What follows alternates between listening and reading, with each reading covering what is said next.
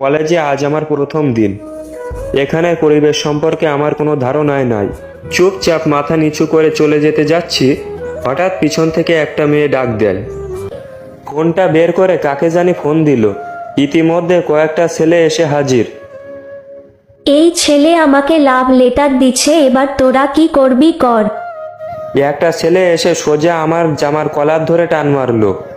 সাথে সাথে আমার শার্টের বোতাম কয়েকটা ছিঁড়ে মাটিতে পড়ে গেল। তোর কত বড় সাহস, তুই মাহি ম্যামকে লাভ লেটার দিস? আমি মনে মনে ভাবছি, আমারও সেই আগের রূপে ফিরে যেতে হবে। রক্তের বন্যা না ঝরালে এসব মানুষের কখনোই শিক্ষা দিতে পারবো না, যারা পাওয়ারের অপব্যবহার করে। চুপ করে ক্লাসে বসে আছি। একটু পরে মাহি আমার কাছে আসে। কিরে, এখন কেমন ফিল হচ্ছে তোর? মার খেয়ে তোর অনুভূতিটা কেমন? সবাই হাসাহাসি করছে, আমি চুপ করে বসে আছি।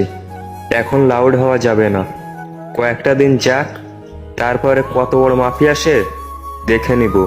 কিরে, কথা বলিস না কেন?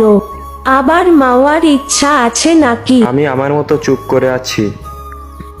তখন আসিফ বলল, প্লিজ তোমরা ওকে ছেড়ে দাও, ওর সাথে কিছু করিও না। বেচারা আজ প্রথম এসেই মার খেলো। ছাগলের 4 নাম্বার বাচ্চা, তোর মুখে দেখি বুলি ফুটেছে। তোর ও কি মার খাওয়ার শখ নাকি, যে ওর হয়ে ওকালতি করছিস? আসিফ ভয়ে চুপ করে গেল। আমাকে যে মেয়েটা কাগজ দিয়েছিল সেই মেয়েটা মাহিকে বলল, আরে মাহি, ছাড় তো, বাদ দে। যা মার খেয়েছে, এরপর কখনো তোর সামনে কথা বলার মতো দুঃসাহস করবে না। এলিনা, তুই ঠিক বলেছিস। আমার কাছে কাগজ দেওয়া মেয়েটার নাম তাইলে এলিনা। তারপর ওরা ক্লাসরুম থেকে বের হয়ে যায়। আমি আর আসিফ ওই ক্লাসরুম থেকে বেরিয়ে আসি, কারণ আজ ক্লাস হবে না। মাহি একবার বলে দিয়েছে, এরপর আর কারো ক্ষমতা নেই যে মাহির কথার অবজ্ঞা করে ক্লাস করাবে। চলো আমরা ওই দিকটায় গিয়ে বসি। আচ্ছা চলো। আসিফ আর আমি একটা নিরিবিলি জায়গায় বসে আছি।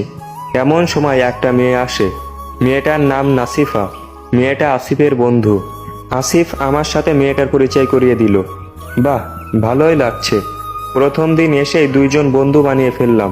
তারপর নাসিফা বলল, আচ্ছা আকাশ, তোমার বাসা কোথায়? তুমি কোথায় থাকো? আর তোমার বাসায় কে কে আছে? আসলে আমার বাসা যশোরে, তবে এই শহরে একটা বাসা ভাড়া করে থাকি।